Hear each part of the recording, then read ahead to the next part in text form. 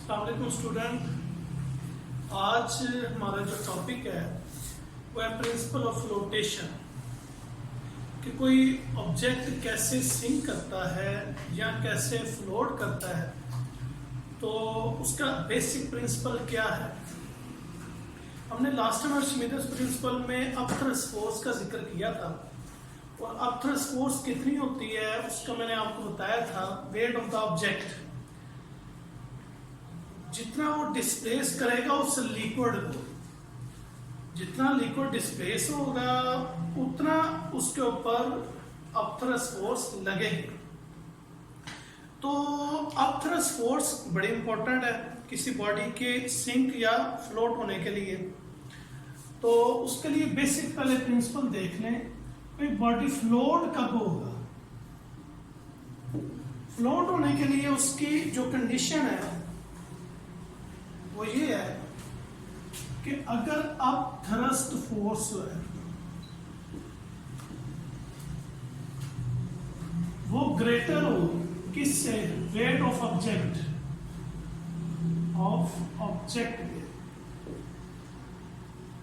तो body float करेगा, या अब थ्रस्ट फोर्स जो है इक्वल हो weight of the object which displaces the liquid या water।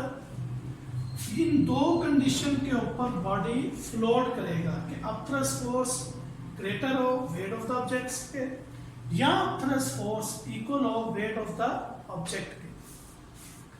बॉडी सिंक कब करता है, डूबता कब है, जब अपथरस फोर्स ये कम हो जाए और weight of the object greater हो जाए। वेट ऑफ ऑब्जेक्ट अगर ग्रेटर होता है तो बॉडी सिंक कर जाएगा। फ्लोट कब करेगा, जब अपथरस फोर्स ग्रेटर हो वेट ऑफ द ऑब्जेक्ट के या इक्वल हो वेट ऑफ द ऑब्जेक्ट के। तो सबसे पहले इस टॉपिक के अंदर हम सिंक और फ्लोट इसकी डेफिनेशन को हम देख लेते हैं। जैसा कि मैंने इसमें बताया, सबसे पहले डेफिनेशन आती है कि व्हेन ऑब्जेक्ट सिंक, इसका एक शॉर्ट क्वेश्चन है तो बनेगा an object sink if its weight is greater than the upthrust acting on it. ये इसकी डेफिनेशन आ गई, when an object is sink. आगे शॉर्ट क्वेश्चन बन जाएगा when an object is float, an object float if its weight is equal और less than the upthrust. कि एक ऑब्जेक्ट फ्लोट कब करेगा, जब उसका वेट इक्वल हो जाए या लेस हो जाए अपथरस फोर्स।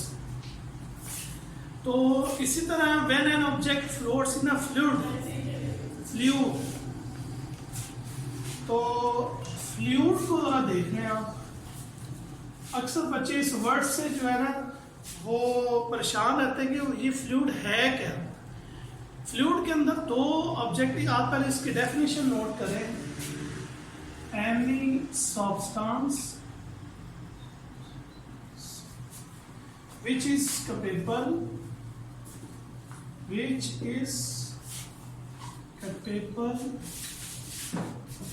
for flow, कोई भी सब्सटेंस जो फ्लो कर सकता है, और फ्लो करने में सिर्फ दो चीजें आती हैं, एक आपका आता है लिक्विड और दूसरा है आपका गैस। तो फ्लूइड के अंदर फिर कौन सी दो चीजें होगी, लिक्विड और गैसेस। तो आगे उसकी थोड़ी सी एक्सप्लेनेशन है इस डेफिनेशन के बाद।